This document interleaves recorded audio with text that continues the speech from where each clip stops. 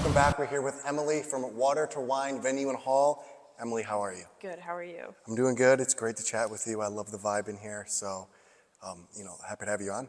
Thank you. Yeah, thank you for the opportunity. Of course. So you guys bought the building about 3 years ago. Yes. And you guys started actually having events here about 11 months ago.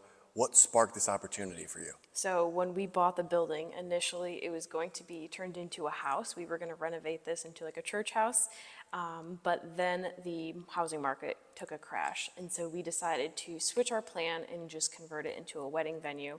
So it sat vacant for a year while we finished another product, and then we remodeled it for an entire year. And then, yeah, we just opened up 11 months ago and launched the actual venue.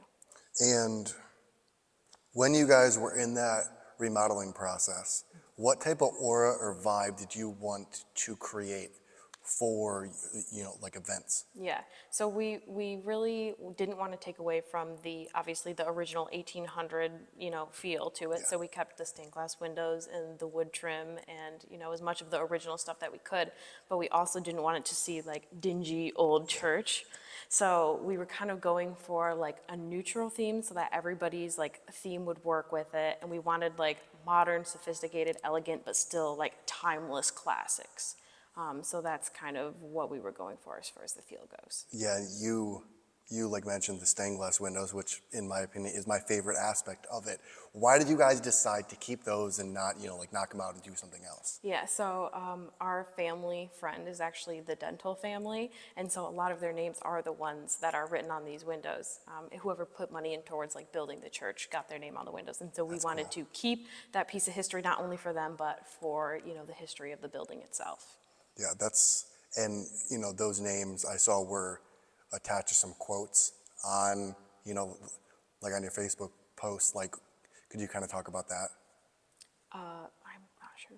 No? No. Oh, okay, yeah. So there's a post on, it's probably like 2 years old though, so like. Oh, okay. It's My an mom old does one. all the Facebook Okay, posts, yeah, so yeah, I'm yeah. not sure what she posts all the time. She posts stuff like every single day because we try to keep up with Yeah, marketing, yeah. so yeah, I don't even know what she's And got going on. Where do you think you guys excel most when it comes to hosting events? I think we really just excel in flexibility. So a lot of like venues, they've been around for a long time and they're very strict on what they're looking for, whereas we are flexible. We can do as much or as little as people want. And then we also don't have any restrictions as far as like, who you bring in, caterers, DJs, anything like that. If you want to, make your own food here, you can do that. If you want to bring in a caterer, you can do that.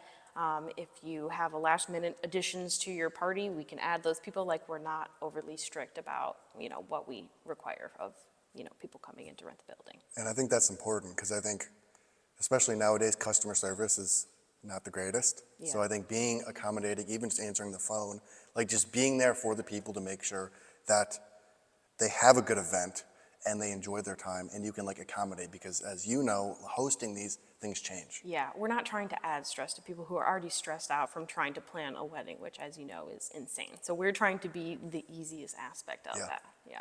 And what do you think makes a church a good place for people to host just events in general at?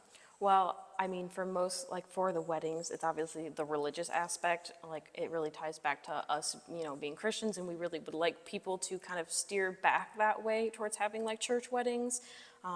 But then also, like, just in general, the church, this one in particular is like 4,800 square feet, so it's huge. It's got the vaulted ceilings. There's room for everybody. Bride and groom can get ready here. So not only is it like a religious thing, but it's also like a space thing, and it just kind of works out perfectly. Yeah.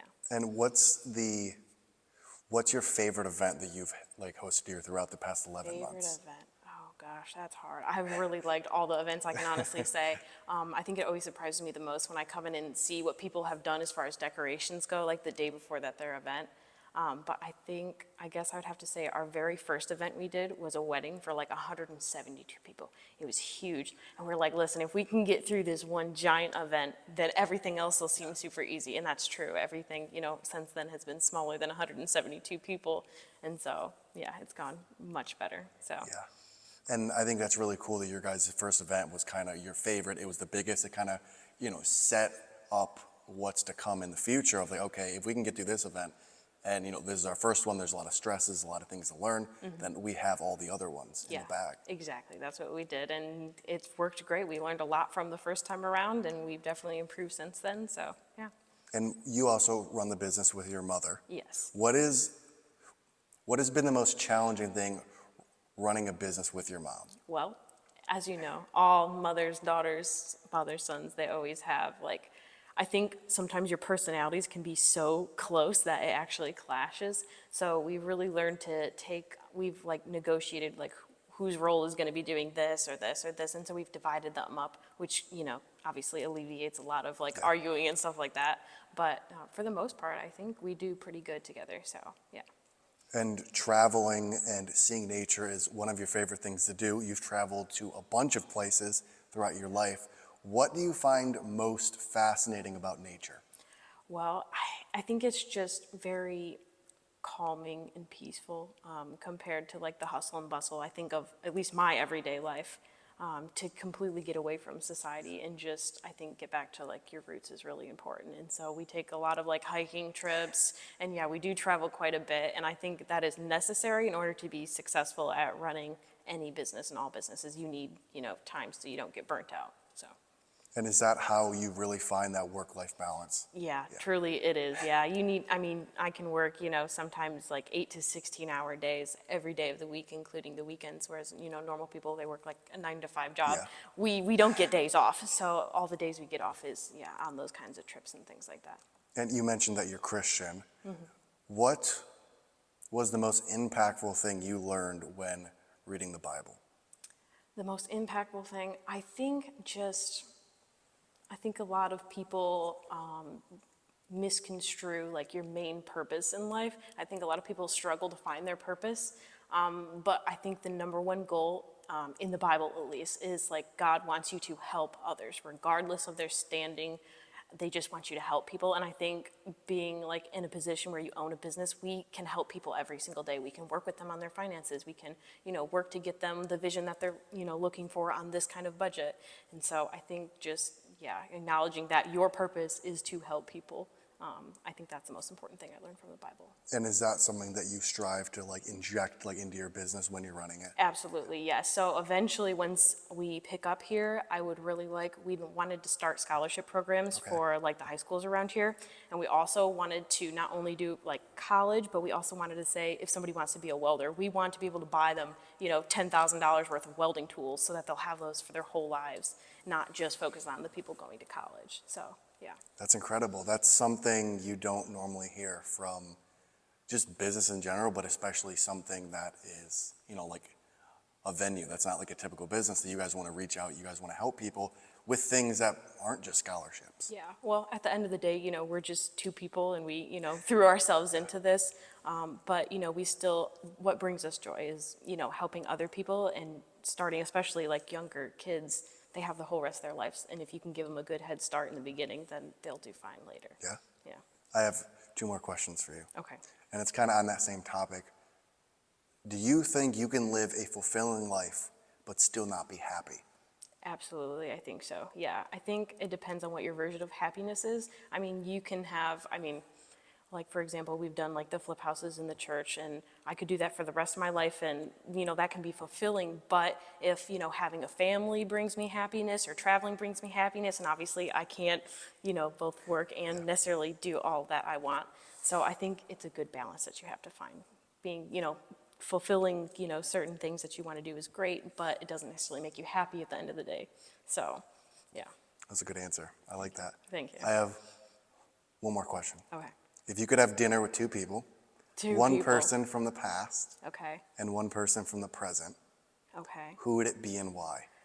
Okay. 2 people from the past.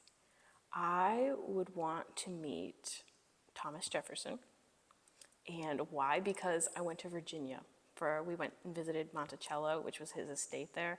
And I think it was like so just peaceful and relaxing. And then we got to read a lot of the history on it.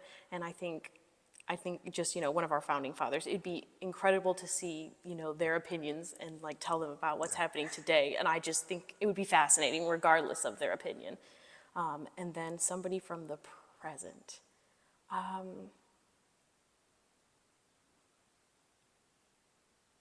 I don't actually know. I don't know who I'd want to talk to. I probably want to see Kevin Hart, but that's because he's a great comedian. It has nothing to do with any sort Yeah. of knowledge or anything, but yeah, Kevin Hart. Yeah, I like it. Well, that's the questions I have. How can people find you guys, and what is one thing you want to leave people with? Okay, people can find us. We have our Facebook, which is one of the main things we use. We post on there every single day. Then we also have our phone number, which is on our Facebook. We have a website that lists all of our packages, and you can also reach out through there. You can send like a message, and it comes to our email. And then obviously our email. So there's like 4 different ways you can reach out to us. And then the last thing I want to leave you with, let's see. We really appreciate the opportunity, to start this venue. And I hope everybody appreciates the amount of work that we put into it and the love that we put into it. And if we can help anybody out, we would be happy to do so.